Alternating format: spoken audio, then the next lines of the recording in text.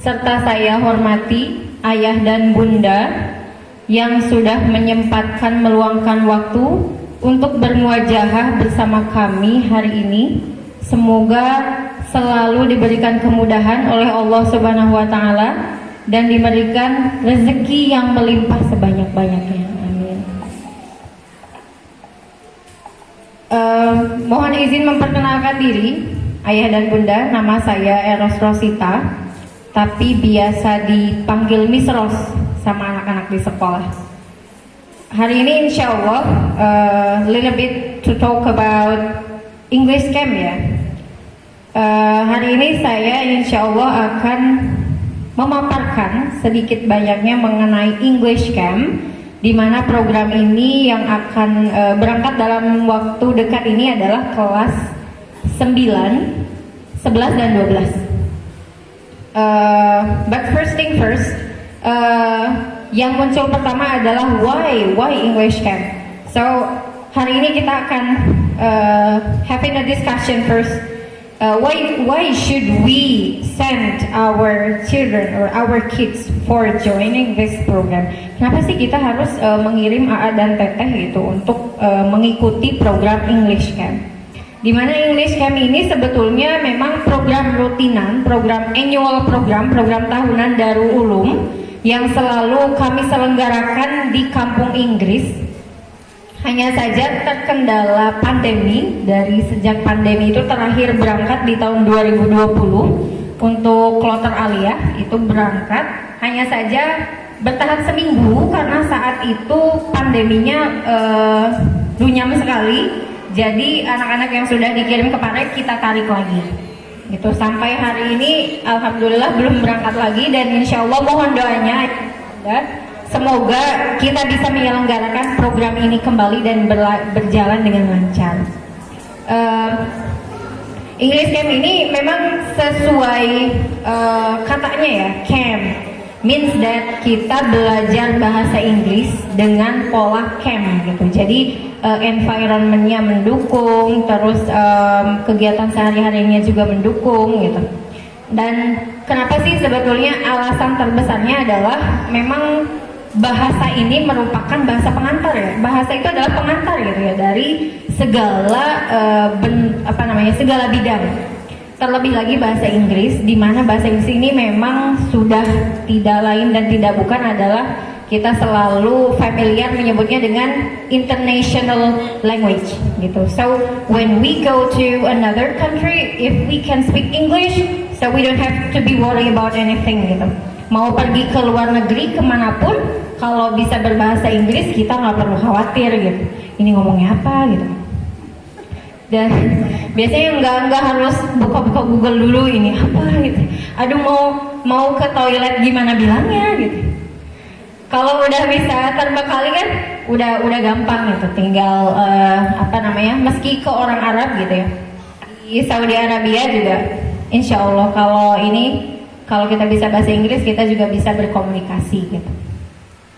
Dan ini sangat berkaitan dengan program di narasi 6 tahun ya ayah dan bunda, di mana misal saya dulu anak saya MTS di yang sekarang di aliyah barangkali ya, anak saya dulu MTS-nya juga di DU dan sudah pernah ikut ke Kampung Inggris juga, sudah belajar gitu. Nanti belajarnya sama aja dong, ngulang dong gitu-gitu aja? Tentu tidak ya ayah bunda. Nanti di sini akan ada pengelasan gitu, akan ada pretest dahulu. Jadi pengelasannya itu adalah hasil dari pretest. So different level, different class gitu. Levelnya berbeda, maka kelasnya pun berbeda gitu. Jadi ada kemungkinan ketika Teteh dan AA memang sudah pernah belajar di Kampung Inggris dan kemampuan bahasa Inggrisnya sudah mumpuni, maka dia tidak akan lagi belajar dari basic gitu.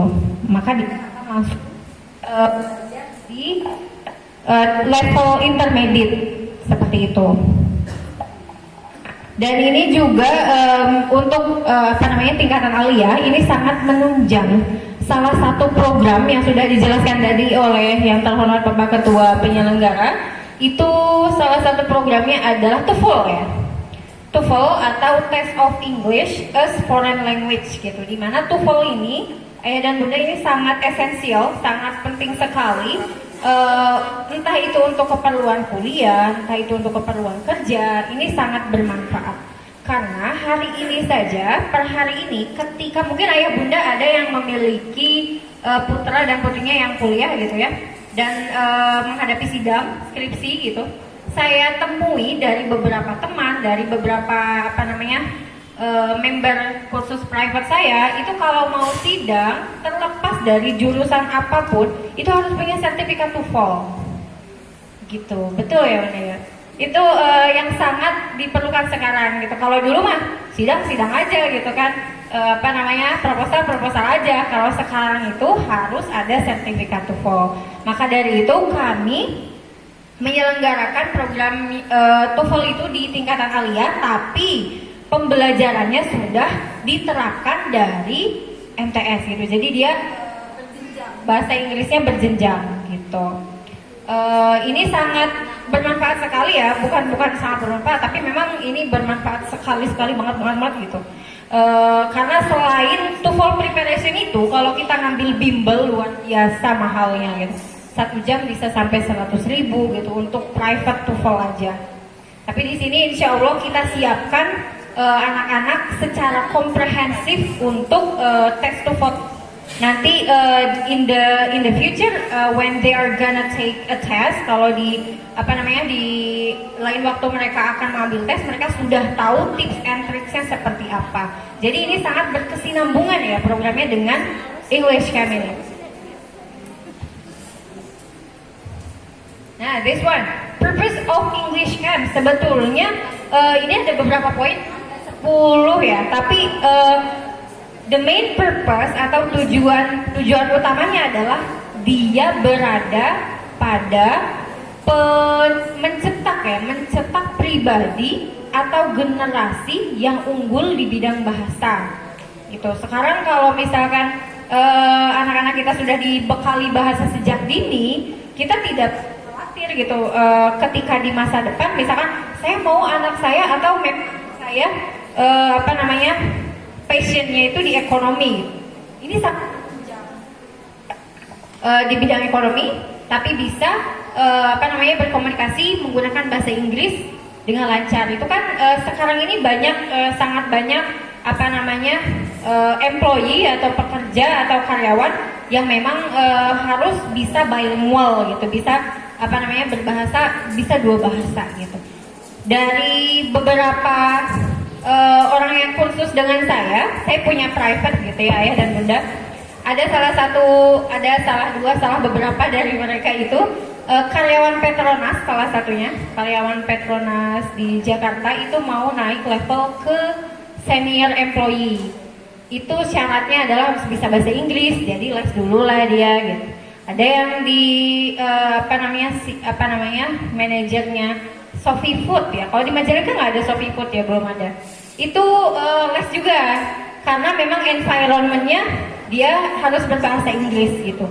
Jadi hari ini memang bahasa Inggris itu sudah satu hal yang sudah tidak aneh lagi ya ayah dan bunda. Ini harus aware, something that we have to prepare deeply about the future. That what are we gonna prepare for our kids gitu? Apa sih yang akan kita siapkan untuk anak-anak kita kelak? Salah satunya adalah ini. Ini didukung dengan environmentnya, ayah dan bunda. Lingkungan belajarnya seperti apa? Ini sangat berpengaruh kepada efektivitas belajar dan pola praktek dari bahasanya itu. Lanjut aja Pak. Sini adalah what do we present. Maka dari itu apa sih yang kita siapkan dan apa sih yang kita pilih gitu untuk menyalurkan bakat, minat dan bakat teteh dan AA di rumah gitu. Salah satunya adalah kampung Inggris. Tapi di sini ada ayah dan bunda yang pernah ke kampung Inggris sebelumnya? Ada? Belum ya? Insya Allah nanti kalau ada rezeki jalan-jalan ya ke kampung Inggris. Di sana itu ayah bunda, kalau saya tidak mengada-ngada, tapi memang kenapa dia disebutkan kampung Inggris? Karena hampir semua orang di sana berkomunikasi menggunakan bahasa Inggris gitu, termasuk pedagang roti, donat ya. Pedagang donat itu fasih sekali bahasa Inggrisnya. Kalau di sini kan ada cilok ya, di sana ada yang jualan cilok, cimol, yang pedagang jajanan gitu, mereka sudah sangat fasih berbahasa Inggris gitu. Jadi ketika anak mau beli, mau jajan, biasanya naon neng gitu ya. Kalau di sana teh, how much do you wanna buy? Jadi anak-anak kalau baru datang mah ngadeg gitu ya. Ngadeg gitu. Sama halnya ketika saya mendampingi anak-anak di tahun 2020. Itu ketika beli donat gitu. Saya masih ingat aja ketika beli donat. Lumayan kena ini ya, culture shock ya. Jadi anak-anak tuh agak shock juga. Jadi itu dia mau beli, Pak saya mau beli ini rasa coklatnya 2, kejunya 2. Terus si bapaknya nggak mau ngelayanin. Bapaknya dia bilang kayak gini, can you speak English? Jadi ngetes dia, dites gitu. Bisa ngomong bahasa Inggris gak? Try to talk to me in English and buy this donut. Gitu. Coba kalau kata kitanya mah, coba kalau beli donat bahasa Inggrisnya apa? Baru dilayanin. Gitu. Jadi memang ini bukan hanya tutornya saja yang bisa bahasa Inggris, tapi memang lingkungannya juga mendukung gitu.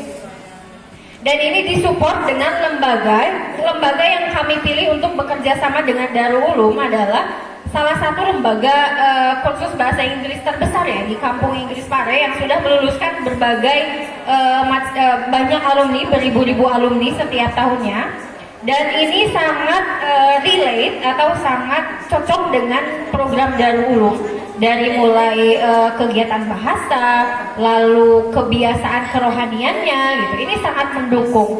Biasanya kalau banyak di Kampung Inggris Pare itu terakhir di 2021 ada sekitar 633 lembaga kursus.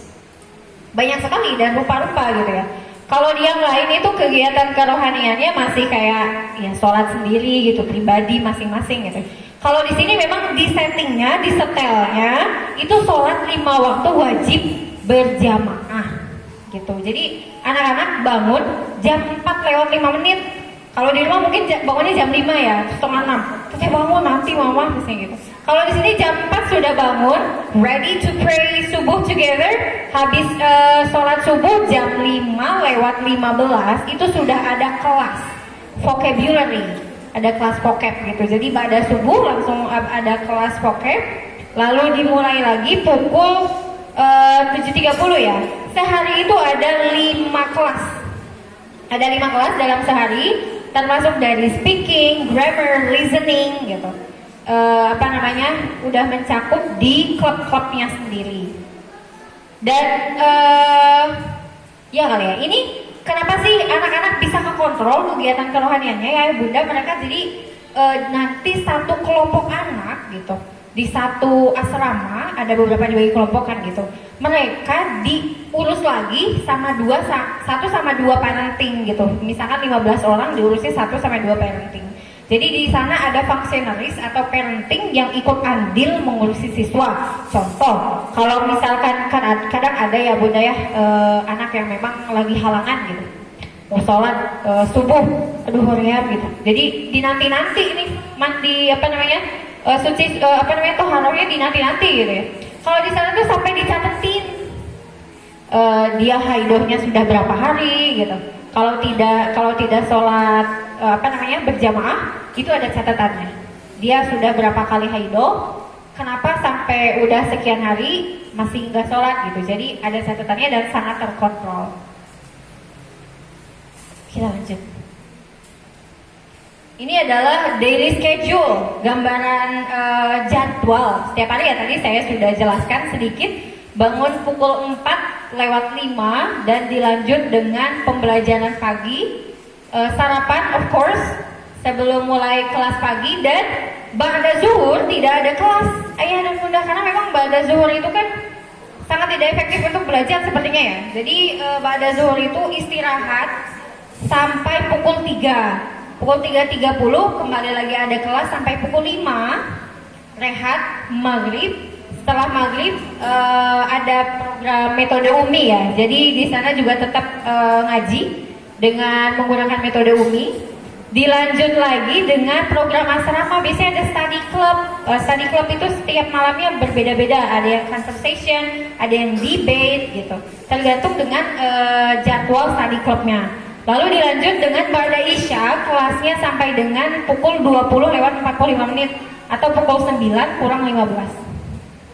Tuh, jadi lumayan ya, padat sekali, hanya siang saja yang longgar gitu. Kecuali untuk hari Jumat, kalau hari Jumat itu tidak belajar, tapi ada yang namanya weekly test. Jadi tetap 5, weekly testnya ada 5 gitu. 5 karena setiap weekday-nya belajarnya 5 kelas, maka dia ada weekly test juga di hari Jumat. Malamnya itu ada namanya study religion. Kalau di kita mah kultum ya. Kalau di sana tuh study religion, nggak kultum sih. Kalau kultum kan 7 menit ya. Kadang di sana tuh mulainya pada maghrib, beresnya isya atau jam 8 berberes gitu. Jadi siraman rohaninya luar biasa. Lanjut aja Pak.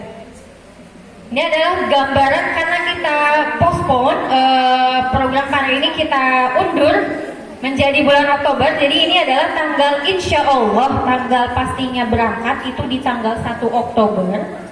Dan kembali sudah di Majalengka itu tanggal 1 November. Iya. Gitu. Ini untuk kegiatan sehari-hari yang tadi sudah saya coba paparkan.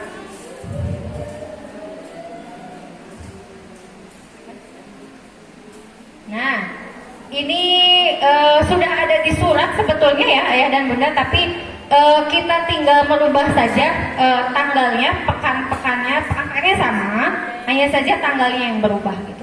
Jadi karena weekend itu libur kan ya, hari Ahad, jadi kita gunakan untuk jalan-jalan. Karena kan kalau belajar terus kan lumayan ya, jadi kita kasih refreshing. Dan insya Allah 3 hari juga di Lombok.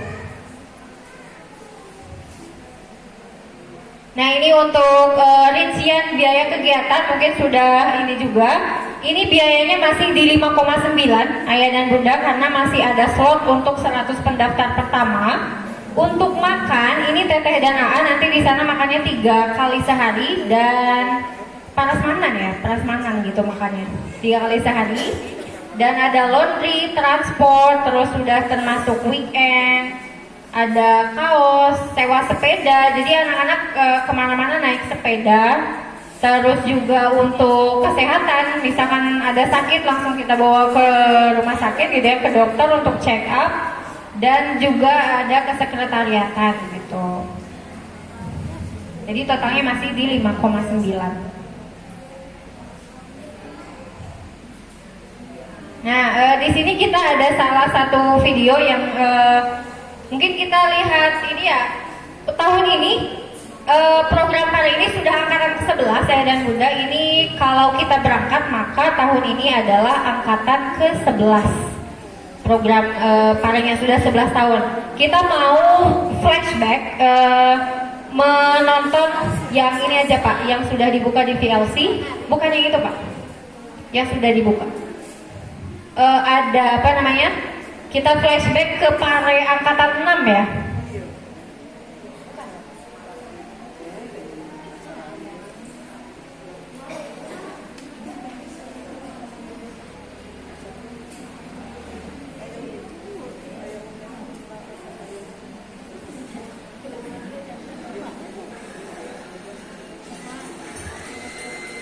Ini angkatan 6 berarti masih tahun berapa ya Bunda ya? Jadi editornya juga masih belum ini fresh seperti hari ini. Oh, ini angkatan 7 ternyata. Ini di pelepasannya oleh, dulu masih jadi wakil bupati ya, sekarang sudah bupati, Pak Haji Karno Sobahi.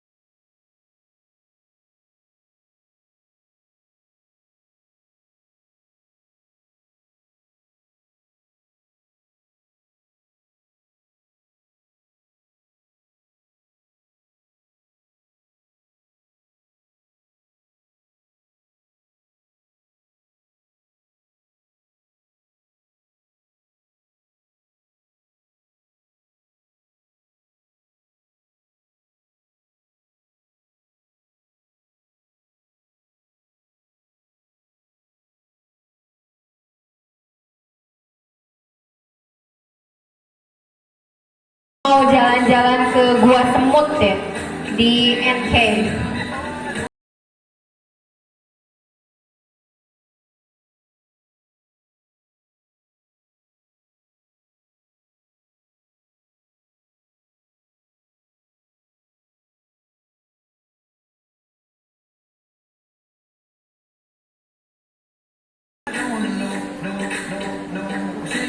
Tiga candi Surawono, di sana ada candi juga. Dulu masih ditemani dengan Bu Adevita ya. Ada Bu Adevita di belakang.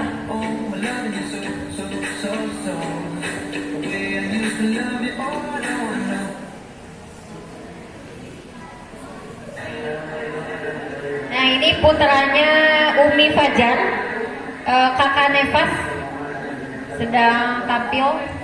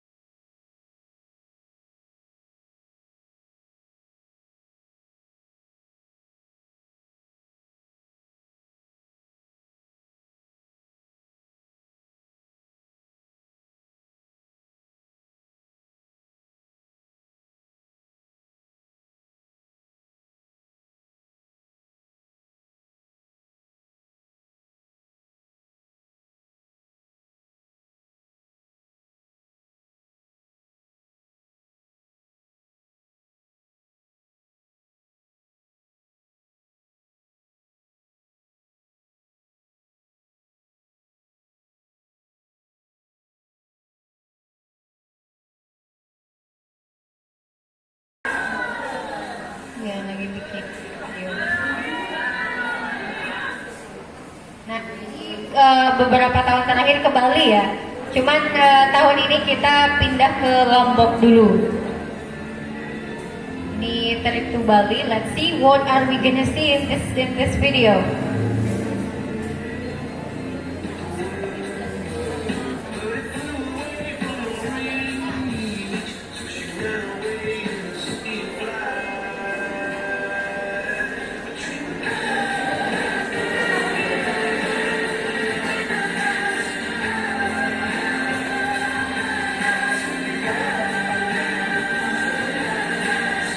Oke, di penginapan ya, di hotel. Ini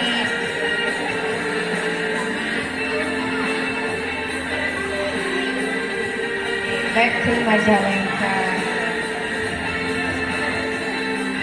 Oke, jadi memang dari apa ya namanya kita bukan hanya memupuk siswa kita dengan kemampuan berbahasa Inggris, tapi juga membangun confidence dan rasa percaya diri mereka dalam show up skill yang sudah mereka pelajari gitu.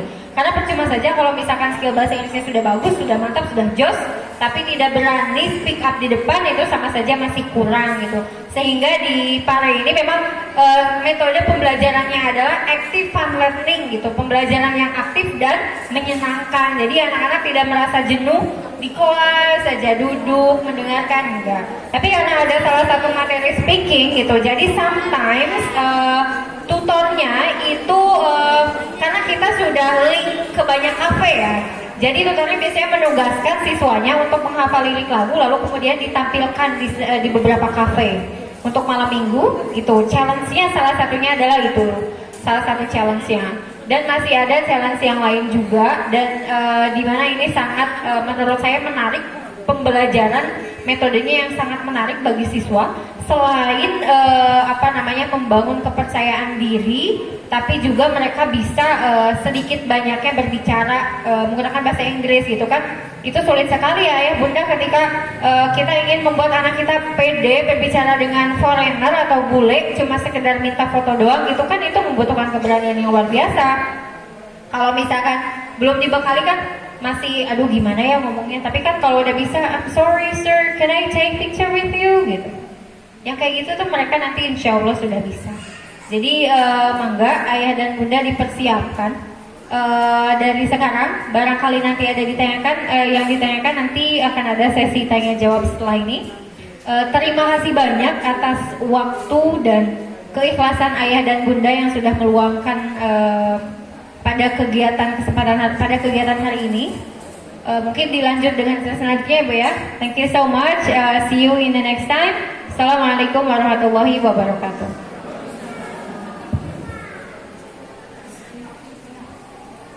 Terima kasih Miss Ros yang sudah begitu luar biasa ya mempresentasikan program Paren. Mudah-mudahan dari ayah bunda yang belum atau mungkin masih berminat ingin mendaftarkan masih banyak.